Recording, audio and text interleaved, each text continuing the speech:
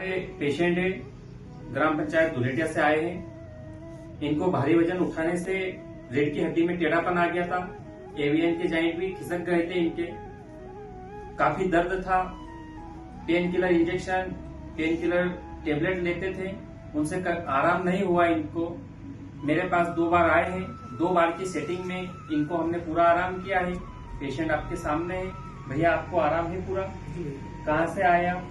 गाँव दुलेटा से आए। हमारा इलाज आपको कैसा क्या लगा? बहुत बढ़िया। ठीक।